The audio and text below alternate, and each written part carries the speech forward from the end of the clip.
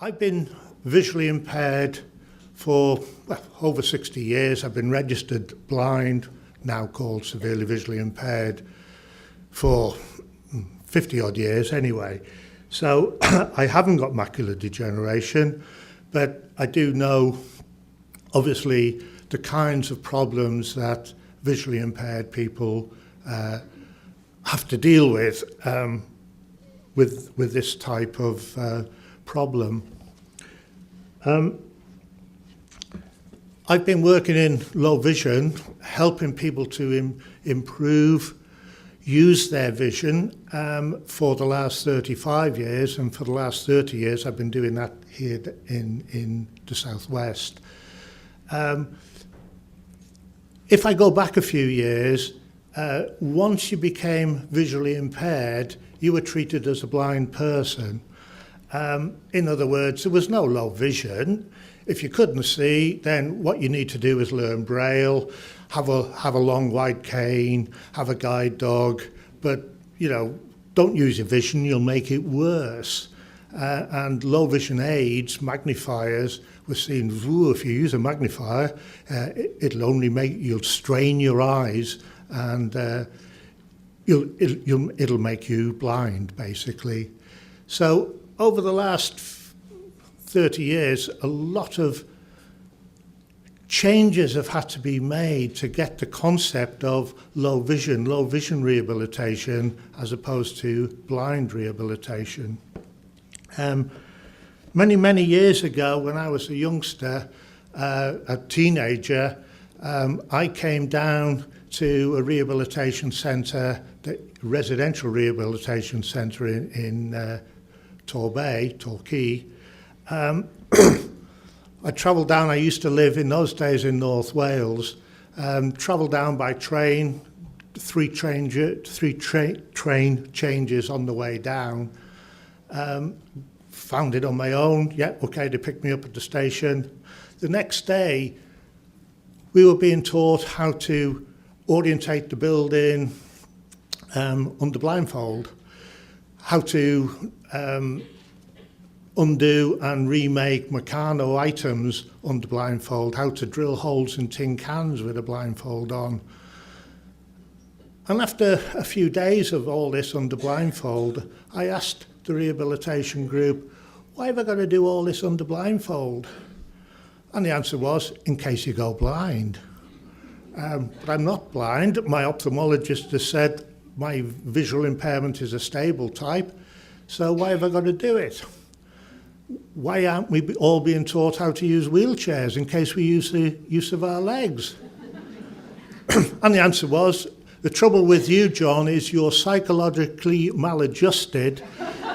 You haven't come to terms with your blindness. This was a 12-week course, and after 6 weeks, I'd done everything, and so they didn't know what next to do with me. And think about this. I was an 18-year-old, beautiful summer weather in Torquay, and they gave me the job of using a ride-on lawnmower to cut the grass. And yeah, it was great. Well, I mean, I'd never ridden on a lawnmower in my life before. And think about this. When I first went there, you had to wear a blindfold, but after a while, they didn't know what to do, so they gave me the most brilliant job in the place. That's how it used to be. But now we're at least attempting to change things a little bit. Low Vision Services in the Southwest. I don't know, some of you may have come from other local counties, so I'll really talk a little bit about Somerset and Wiltshire to begin with. Somerset and Wiltshire Low Vision Services are provided by Optima, my organisation, and we've got various venues within Somerset, and we also have a base at Salisbury District Hospital. So it will be our staff that you will be seeing. You simply need to be referred by your consultant ophthalmologist, your GP, or optometrist. You have to have a diagnosis first, and we can be seeing you there. Cornwall, it's Cornwall Association that tends to run the low vision services for Cornwall. But of course, those of you in Cornwall who perhaps go to Plymouth, that will be a different service. And Plymouth run their own service obviously in the hospital, now in Derriford Hospital. When we come to Devon, it's a mixed bag, basically. South Devon, and those of you from South Devon will obviously come to our place in Totnes, where that service is provided. And here in Exeter and East Devon, continuing patients of the hospital will be seen at the hospital, but discharged patients, perhaps those of you with dry macular disease, have been discharged, again, you will be seen by Optima at our clinic in Topsham. Those two clinics, the Totnes Clinic and the Topsham Clinic, are basically holistic services. There's very few holistic services around the United Kingdom. Basically, we've been running them now for over 20 years in the southwest, which is quite unusual when you go anywhere else. What I mean by holistic services is that the service is not just the provision of a low vision aid. What we're talking about is, yes, you get your low vision aid. Yes, we'll talk about lighting. Yes, we will work out if you've got a problem with contrast, a problem with glare. We can work out the best kind of filter to eliminate those sorts of problems. We can work out what lighting levels are required. We can do all that. Then we work very closely with the Sentry team, social services Sentry team, and in most occasions there'll be a Sentry team rehabilitation worker in the clinic, and there will be a representative of Devon Insight in that clinic as well. So you will have your low vision aid, anti-glare issues sorted, lighting issues sorted, an appointment with a rehabilitation officer, and information and advice from Devon Insight. And really working on this, if you like, a one-stop shop system, in my opinion, is really the best way of operating low vision services. What you don't want to be doing is going to a low vision clinic and getting your magnifier, then having to go to social services and get benefit rights or something, and then having to go to the voluntary organisation, being dashed from pillar to post. Isn't it better that it's all done in one appointment? The other thing within our services is I've always been passionate, and we've been doing it down here for many, many years, is eccentric fixation training. I mean, if somebody with macular disease with a central vision loss looks straight at something, it's missing. It's either blurred or it's not there at all. So what does the helpful low vision practitioner do? Give them a magnifier, either an optical magnifier or an electronic one, and say, look at this, I'll make it bigger. But all you're doing, you've still got the blank spot right in the middle, so you make it more difficult rather than improving things. So where it's appropriate, in Optima's clinics, we will provide low vision training. We will plot the best angle that you need to look at. I mean, your magazine is called Side View. Maybe looking to the side is not always the best position. Maybe above and below is a better position. But we will organise that. We will evaluate which is the best angle for you to look at. And this other technique that we use of steady eye strategy, because you might look at the best position, but if you move your eye, you put the blank right back over what you want to see. So once you've found the best position, then get the first word into the best position and move the text rather than move your eye. So they are the kind of techniques that we will provide. And it's also, as I say, working with social services and Devon Insight here, it works very well. I have to say that also in Somerset, we work very closely with Somerset site, and some of our clinics, if there's anybody here from Somerset, some of our clinics are run in their premises. So in this area, in the southwest, there's no need for you to go out and buy magnifiers. The big problem is you've got macular degeneration. You think, oh, I need to go and buy a magnifier, whether it's an optical one or an electronic one. But then a few months later, your vision changes. That one's no good. You need a new one. And so you can spend I've come across people who spent a phenomenal amount of money chasing around buying low vision aids, whether optical magnifiers or electronic. In this area, if you get involved with the low vision services, then it's a bit like a library service. You have this one, if your vision changes, bring us that one back, and we'll exchange it for one which is more appropriate. So that's really the best way of doing it. Don't go out spending lots and lots of money on new equipment.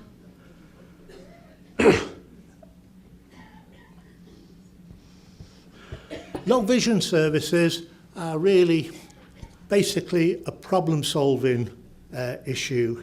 You know, you're never going to get one product that's going to meet all your needs. You may need something for reading at home, something for shopping, something for DIY, something for outdoors. One item isn't going to resolve all those problems.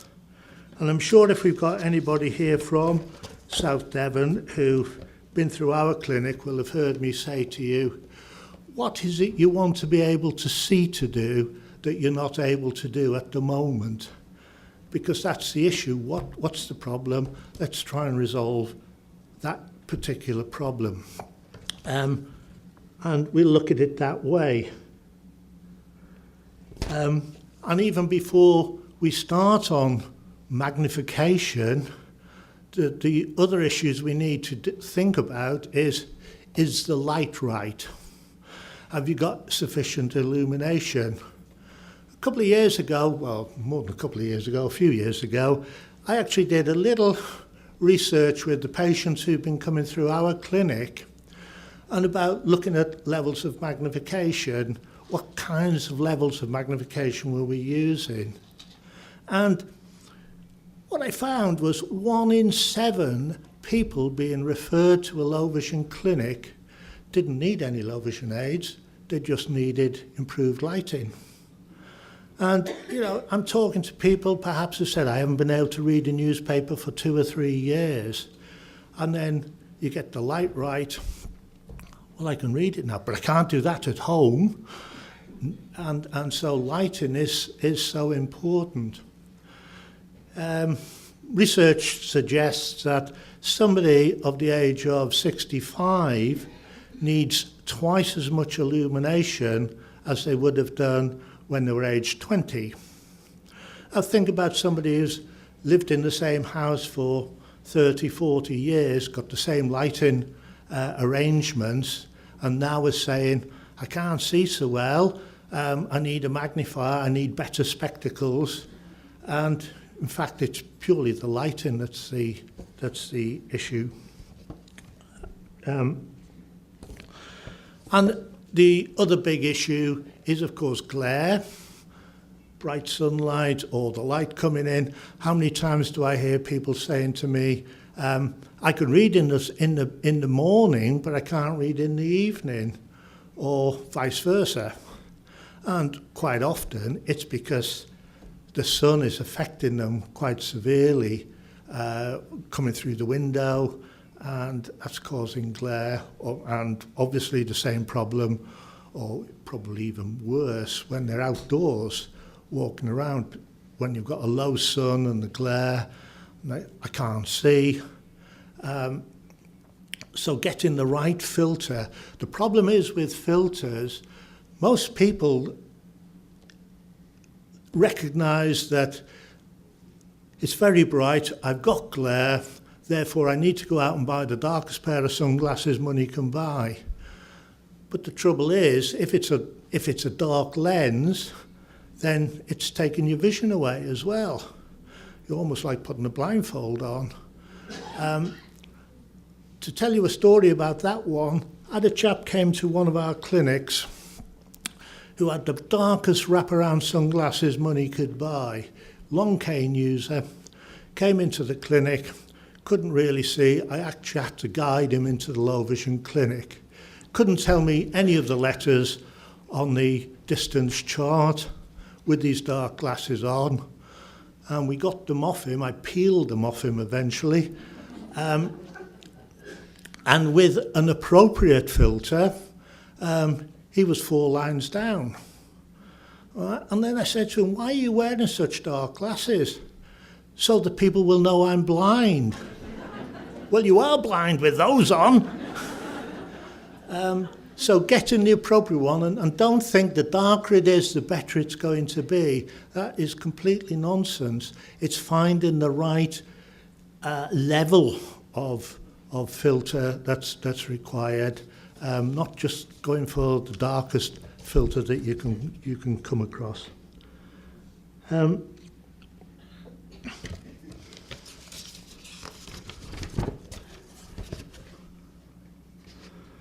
Yeah, types of problems that people come across. And when you ask that question, what is it you want to be able to see to do that you're not able to do at the moment? And overwhelmingly, the most common answer to that is, if only I could see me bills, if only I could see the letters coming in, the correspondence, if only I could see what was on television. My husband always says it's sport again. So it's what we call survival reading. It's the food packets. You know, how long do I need to cook this? At what heat? It's all these sorts of things which are predominantly what people, their first thing, when you ask that question, what is it you want to be able to see to do? It's predominantly what we describe as survival reading, not reading novels. People very often don't really want to read War and Peace again. And even if you do, you can get it on Talking Book anyway. But it's the survival bit, the post coming in, the shopping, as I said. So what's the best way to deal with that? Should we use optical devices or electronic devices? Well, in the main, it needs to be an optical device for practical purposes. You know, it's fine having a nice fancy video magnifier up in your spare room upstairs to do your reading, but you're in the kitchen. You pull something out of the fridge. How long do I cook this? Are you going to run upstairs, switch your machine on, put it under, read it? By the time you got back downstairs, you've forgotten what it was anyway. Whereas a simple magnifier kept in the kitchen for doing these sorts of things is a much more practical way of dealing with it. The same with the washing machine knobs and all the rest. What we never suggest people do is use a magnifier to see the cooker knobs, particularly if they a cooker with the knobs behind, because there you are with the gas going and you lean over with your magnifier to see whether it's on or off. That's not a good idea. But of course, those of you who've been involved with social services will know that they will put markers on your cooker so that you don't have to actually look at it. So that's a very practical way of doing that. When it comes to hobbies, again, sewing, knitting, lots of people come into our clinic and say, knitting, I can't see to knit anymore. And you say, well, hang on, how long have you been knitting? Ooh, all my life. So are you telling me you sit there and you watch what you're knitting all the time? You don't watch television and you talk to people. You only actually look at your knitting when you're casting on, casting off. So you don't need something continuously there. So maybe a simple optical magnifier, maybe on a stand at the side of you, that when you've fell asleep and you've dropped a stitch, you can just put it under and do it that way. So it's really finding a solution to individual problems, and it's very easy to think, I'm going to go out and buy the most sophisticated device in the world, but will it do what you want it to do? And that's always what you need to think about when it comes to low vision devices. What is it you want to be able to see to do? And think, will this low vision aid actually do the job for you? I've had a really difficult job to compete with the last two speakers in terms of, and particularly research and all the development. But there are developments in low vision aids as well. And I've talked about optical devices, that is lenses, magnifying glasses, and video magnifiers, electronic magnifiers. But hey, can't we develop something that does both at the same time? And for the last couple of years, Optima has been part of a group of European companies who've had a grant from the EU to look at exactly doing that. And whilst it's been an awful struggle, we are working on a device, a head-mounted device, that will work in the distance, will work at near, can change contrast, and will have an optical character reader as well. In other words, if you're in a shop and you physically can't get close enough for the magnification to work, you can hit a button and it will actually read it to you. Okay, it could be several years off, it could actually collapse altogether, but this is the kind of concept that we're now working on in terms of low vision devices. Thanks.